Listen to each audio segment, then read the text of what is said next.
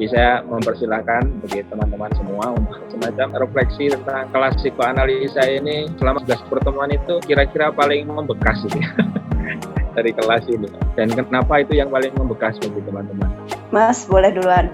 Apa yang membekas? Sepertinya aku udah tahu. Apa yang aku represi dan munculnya adalah naik pesawat. Kelas ini menjadi trigger buat saya, pemantik ya, untuk beneran harus memulai dari nol untuk belajar dari Marx dan meruntut sampai Zizek mungkin karena I'm thinking of sedang mempertimbangkan untuk sekolah lagi. Kemarin sudah berproses tetapi gagal. Ya itu tadi represinya naik pesawat kembali di harus keluar lagi. Mungkin akan menjadi pijakan salah satu teorinya di dalam disertasinya nanti proposalnya. Itu aja sih. Iya, makasih Mbak Weni. Jujur saya harus akui bahwa sangat sulit memahami Lakong awalnya. Tapi berkat kelas ini rasanya sudah sedikit lebih terbantu lah membaca Lakong. Karena dulu bagi saya Mas, segala pemikiran yang tidak punya kaitan langsung dengan katakanlah ekonomi politik dan studi-studi developmentalism dan demokrasi bagi saya, apalagi psikologisme kayak begini nih. Yang penting itu meter kayak gitu loh. Kuliah ini memberikan satu hasanah baru, khususnya pemikiran Lakong dan dua psikoanalisis lain terkait topik ini. Khususnya saya misalnya yang berupaya untuk fokus proses kemarin, yang paling terngiang dalam ingatan saya adalah diskusi bahwa proses kita adalah proses yang gagal secara terus-menerus.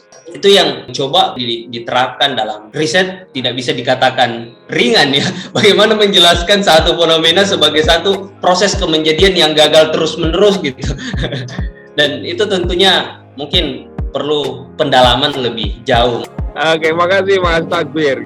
Kelas alternatif yang luar biasa. Saya punya keinginan yang besar untuk mendapatkan kebaruan di dalam riset yang sedang saya lakukan.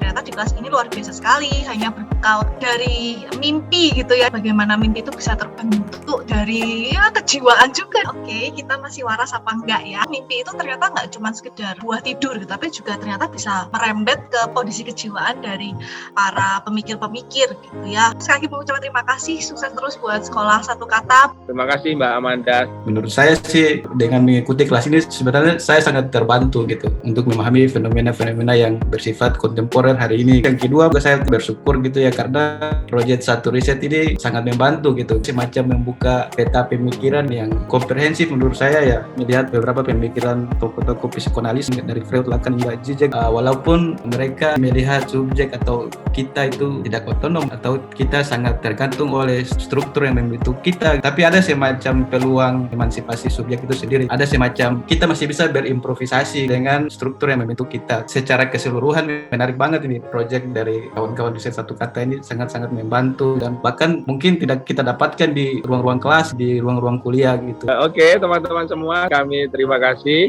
dan sampai ketemu di kelas-kelas berikutnya. Assalamualaikum warahmatullahi wabarakatuh.